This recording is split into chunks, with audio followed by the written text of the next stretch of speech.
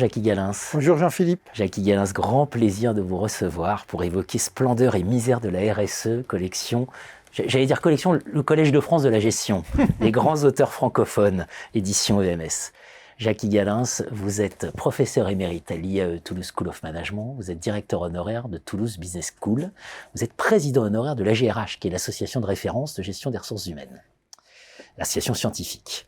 Splendeur et misère de la RSE. Alors c'est un ouvrage qu'il faut lire, il faut lire intégralement, il faut faire lire, parce qu'on sait que le gouvernement nous dit que tous les jeunes doivent être formés à la question de la RSE, et c'est le premier ouvrage qui fait cette synthèse globale, très critique de la RSE, et c'est absolument passionnant.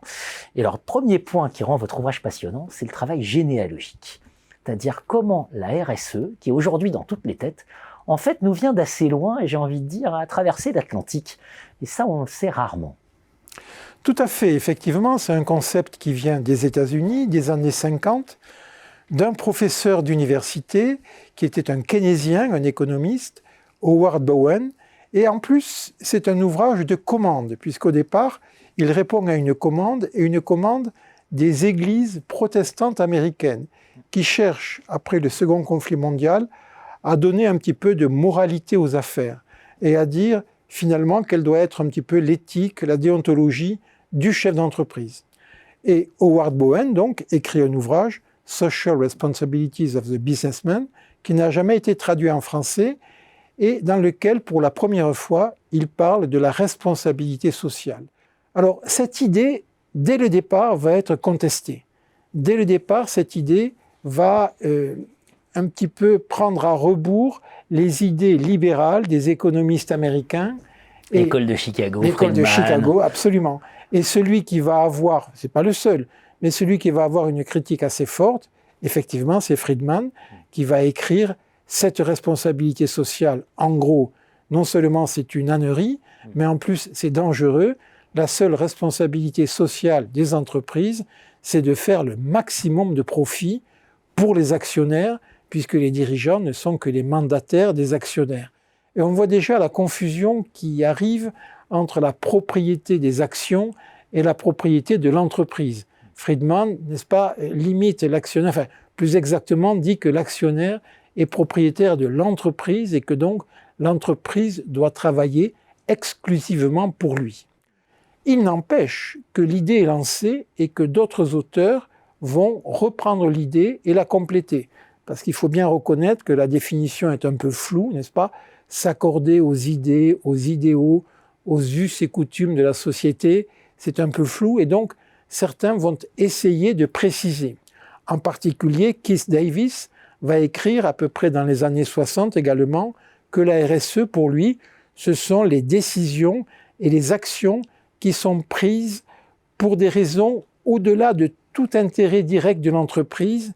Et il ajoute, ce qui me paraît intéressant, que la responsabilité sociale est justifiée par des gains économiques dans le très long terme. Alors pourquoi c'est intéressant? Parce qu'on voit apparaître ce qui ensuite va devenir le développement durable, c'est-à-dire le très long terme et pas simplement le court-termisme des décisions économiques. Deuxième personne qui est très importante, puisqu'on l'a surnommé dans le milieu un peu académique, le fils spirituel de Bowen, c'est Carroll.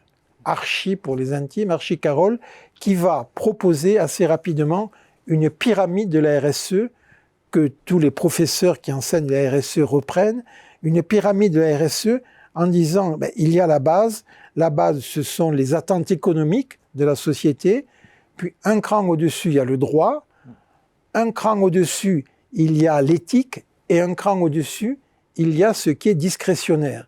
Alors voilà, donc il y a durant ces années, ça va durer quand même, tout ceci va durer à peu près 30 ans, et il faut attendre donc les années 80 pour que, en gestionnaire que nous sommes, on voit apparaître aux États-Unis d'abord le souci de l'opérationnalisation.